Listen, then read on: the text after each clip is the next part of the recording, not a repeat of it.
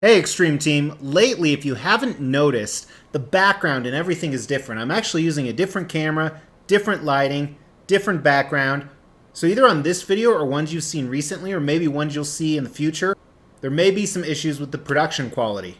However, the content will be here. So today, let's check out this massive 1/4 scale Masters of the Universe piece.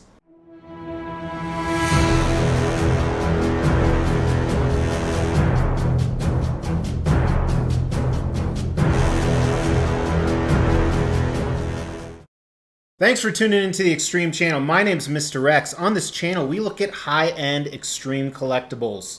We have one right in front of me. This is a custom, means it's a private commission. They made less than 100. I'm going to talk about how many they made. 1/4 scale. So they took a real-life version of this character and they condensed it 4 times. Heman from Masters of the Universe. I purchased this beast because I have a 90s cartoon themed setup right over there. That includes Ninja Turtles, G.I. Joe, Thundercats, and of course Masters of the Universe. This actually is not the first He-Man piece I've ever owned. I actually owned this piece by Sideshow Collectibles. However, I wasn't a big fan. It was kind of a realistic take on him. Then I saw this custom group put this guy up for pre-order, and I couldn't resist. I plan to put him next to my Sideshow Skeletor. I've actually recently done a video on him right here where I featured some shots of this guy. And I have the Sideshow Orko, and then the Tweeterhead Hordak I've actually have on order as well, along with this awesome custom Castle Grayskull that should be coming in the next month sometime. Now, if you want to see what that display is going to look like, go ahead and check out my Facebook page. The link is actually in the description below. You can follow and like that page, and you'll see a lot of exclusive content that I post on there either first or exclusively only on the Facebook page. So we're going to do an extreme review with this piece. We're going to talk about everything from value to concept, design, paint, sculpt, overall score, or the X factor, as you will. So let's just go ahead and get started. If you weren't aware, He-Man is the main protagonist or good guy in the Masters of the Universe series. It takes place in what I would call another dimension. They actually did a live action film where Ivan Drago played He-Man and Monica from Friends played the main female role. So it's another dimension, and He-Man is all good. There's a sorceress. He has lots of friends that work with him. Some of them are magical. Some of them are soldiers. And they fight against the evil Skeletor, who's like a skeleton-like creature, and he has magical powers and tons of minions that follow him. And I grew up with He-Man, watching the cartoon. It was one of my favorite ones. My kids, when they're young, they like to watch it. They like to watch She-Ra as well. My daughter, at least. My son didn't like to watch She-Ra, trust me. Having this piece in front of me is one of the reasons I like to collect in general. It's like bringing those childhood memories to life. You have really a 3D version of it right in front of you. Now, there's a few different design things we're going to talk about here that will affect the concept a little bit, but let's go ahead and start with concept of this piece. As I said, one of the reasons I'm really glad I got it is to me it's more the cartoon version, the He-Man I grew up with. So both He-Man and the Battlecat have matching bases, and I assume this is supposed to be Castle Grayskull or part of it, and it's this weird lime color, which we'll look at during paint and sculpt. And as you move up, you can pose He-Man next to Battlecat or in front like I have him, where is probably how I'm going to end up displaying him to save space, plus I think it looks badass. You move up He-Man, and he'll be in a couple different poses depending which switch outs you are using. What I like about this is they did the 2 classic He-Man poses. But it really embodies He-Man. It really shows his power. You also have a few different switch-out heads, even though it all tells a very similar story. The Battlecat, as I said, is right behind him. And what's crazy about this is there are 3 different parts to this. And I don't mean assembly when it comes to design, but you have the main character of He-Man, you have the Battlecat, and then you have a switch-out torso. And the way you could buy this stuff was a la carte. Meaning you could buy just He-Man, you could buy just the Battlecat, or you could buy just the switch-out torso. Which, interestingly enough, means they all have different edition sizes. An edition size is how many they made of it. So the Battlecat, they made the most of. Most people wanted the Battlecat, and kind of as a spoiler, the Battlecat is the best part. They made 51 of those. They made 49 of the He-Mans here. And they made 35 of the busts. So here's the bust right here, and it's swappable with the main character. Now, I was for sure I was going to actually display this one, and we're going to look at it more closely in a second, but I think I like the other one a little bit better. But I love the concept. I think it captures He-Man perfectly. There's some, ties to the Masters of the Universe in the base. I think they got the pose absolutely correct for both Battlecat and He-Man. I think it's a 5 out of 5 on the concept for this. It's really awesome. The size alone, the presence makes a huge impact as well. But now let's jump into design, and this is where there's definitely some problems. And one of the things I noticed is a lot of these problems are covered up if you step 2 feet back. However, if you're micro-examining it like we are, there's some stuff that is really, really not good.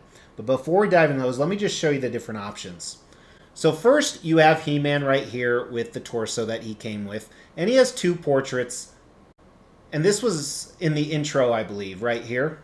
And this was in the traditional intro right here.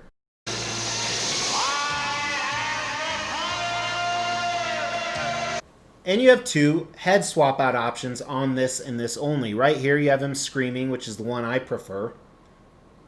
Or you have a more serene, where his lips are closed. Now here you have the other torso where he's raising the Sword of Grayskull, or the Sword of Power. And again, ironically, this was my favorite one. I didn't think it would be. This one, the portrait does come off, but you only have this portrait option. The other ones do not fit on it, which is really unfortunate because I think I would have liked to see a screaming He-Man. So that's one negative. And then the sword that he has raised up high, you actually have 2 sword options. So take a look. One is right here. It's the same one that is on the one where he's holding it in front of his chest. Or kind of a different take on it. And I don't know the accuracy of these. I assume it's accurate to the original.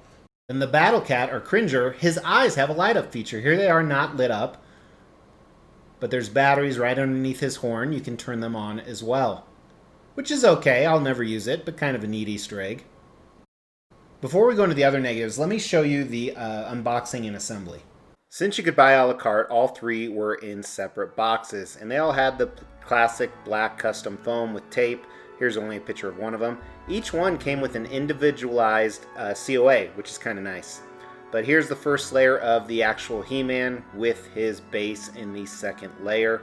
And then Battlecat was packed really well. There's a ton of pieces here. I'm surprised that nothing got broken. So a lot of props to them on the packaging. So we started with the main He-Man base. And then He-Man's legs and torso are separate pieces, obviously, because you do have a torso switch out.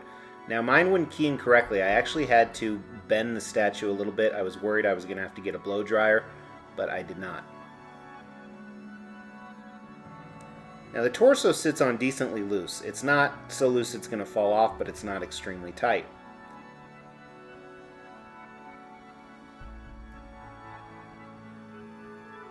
I don't know my left from right here.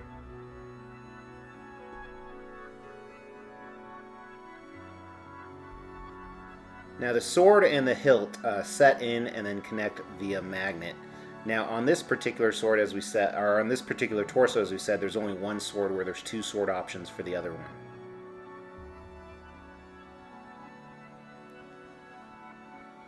So I didn't show you the assembly of the second bust, but it's very, very similar. So here's a switch out for you guys.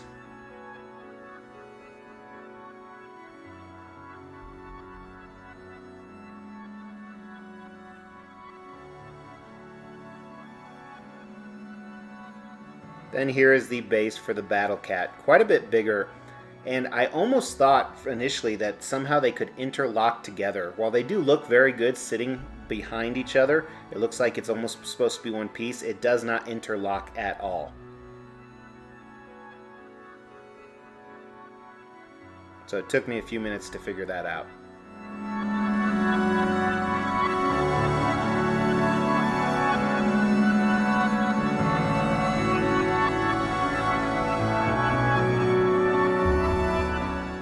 And then here, just to keep it in camera, I'm actually changing up the torsos again for you guys.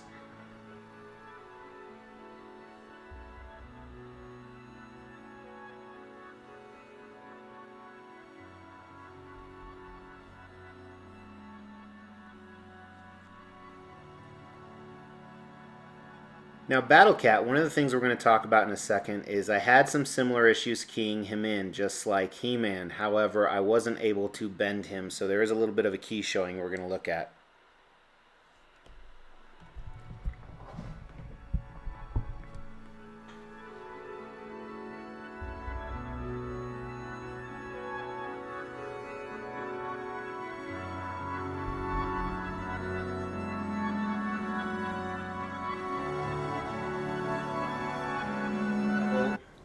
So as you saw, I had trouble with He-Man. I was able to get him to key in right, but Battlecat still is not keyed in. This left rear paw will not go down all the way. Here's a picture. I do think I could probably bend it and get it in there. That's what she said. But where the huge problem with this piece is it has some of the ugliest seam lines I've ever seen. Take a look at some of these. Some of these are on his arms and they're on both torsos. And I just think it's a huge miss. I wish they would have done these as one piece. I mean, there aren't switch out options, so I understand there's probably some shipping and engineering stuff, but it's very bad. And then here, even on his portrait, you see that. Now, not only are those seam lines some of the worst I've ever seen, but the sword is plastic and it is almost bent. So I think that's a huge miss for the sword. It doesn't look very cool when you look at it up close. So unfortunately, some major design problems. The Battlecat won't fit.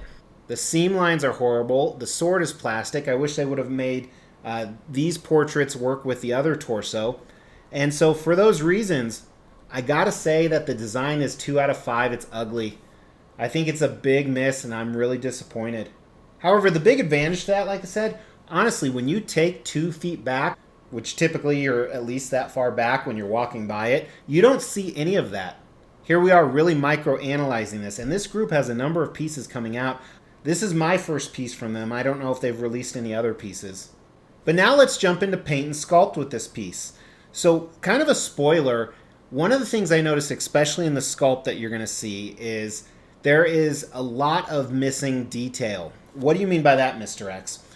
Well, when you talk about digital sculpting, you have people who know how to go into that micro detail, and then you have people that just know how to do detail. And I think this is one of those instances where they just knew how to do detail. Let me show you what I mean. So looking at the base, and again, both bases are very similar other than the shape. On the outside of the base, you have kind of this green stone, and I'm not a huge fan of this color, but it kind of ties to Masters of the Universe.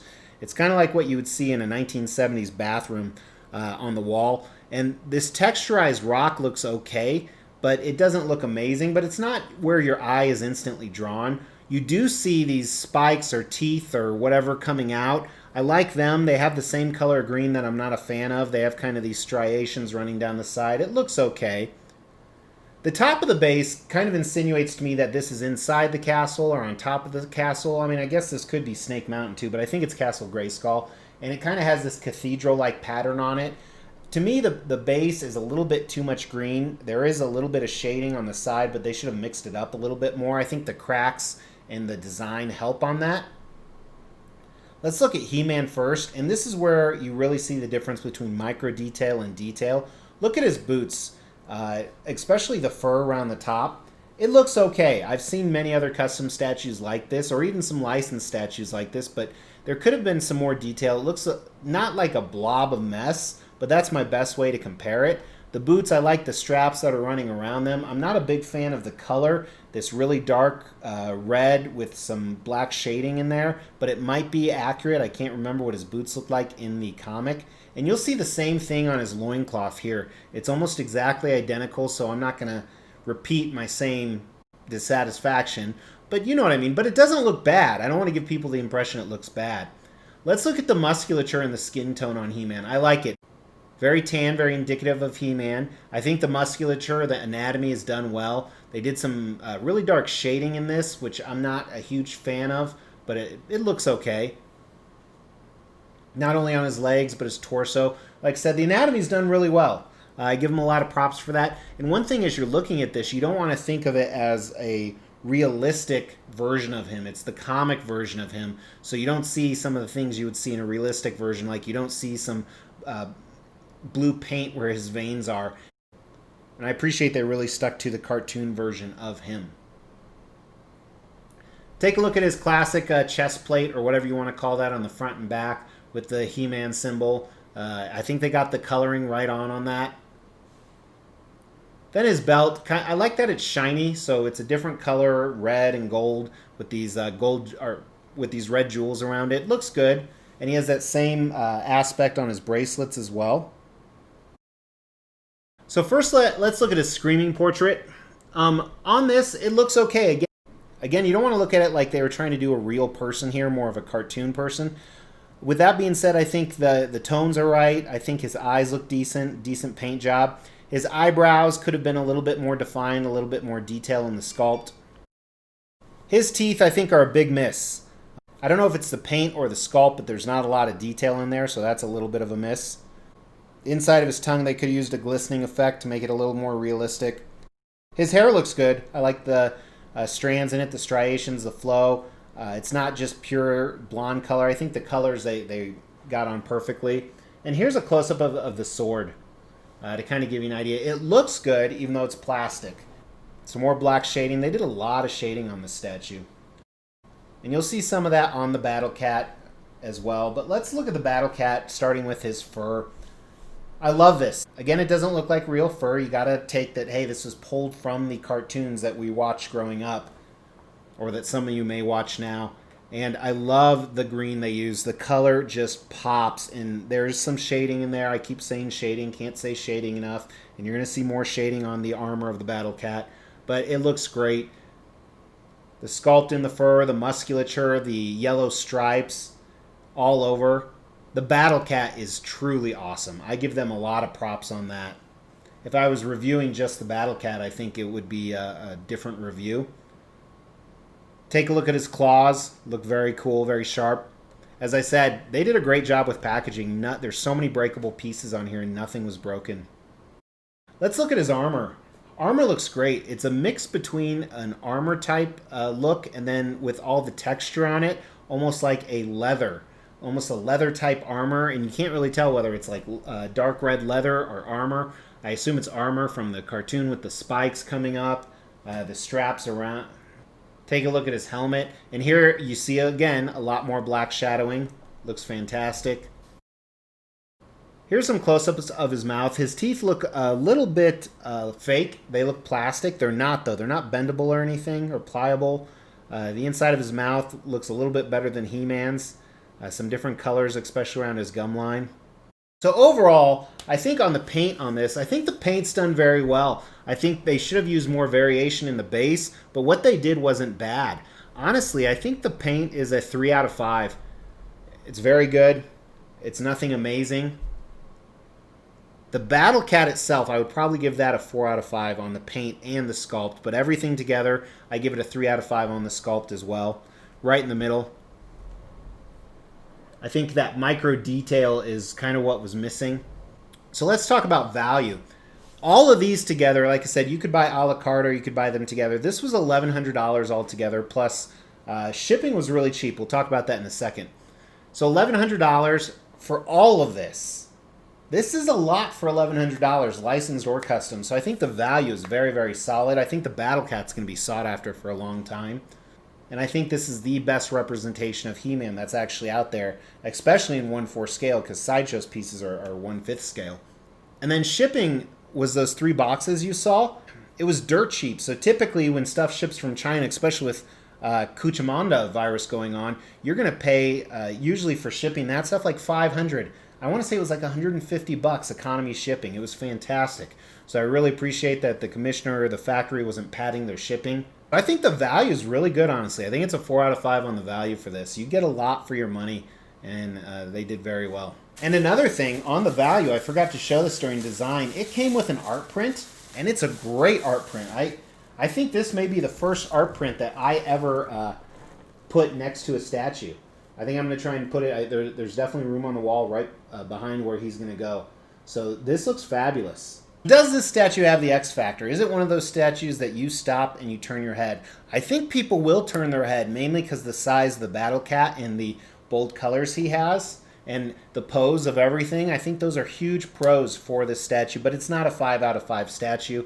There are certain things that's missing some of the detail in the sculpt. Those seam lines, I don't want to say they're unforgivable, but I'm staring at one right now and it's really bad. So for those reasons, I think it's a 3 out of 5 statue. Doesn't mean I don't love it. I'm still a big fan of this. And like I said, I can't wait to get it set up and get that Castle Grayskull. I think it's going to look phenomenal when it's all said and done. But thanks for tuning in, guys. Let me know your opinion of this piece. Let me know in the comments too if bad seam lines completely destroy a statue or not. I don't think they do. Like I said, you just step back another foot or two. But for now, go ahead and check out some of these other custom statue reviews. And if you haven't subscribed, hit that subscribe button, that Mr. X logo. Otherwise, I'll talk to you tomorrow. Take care.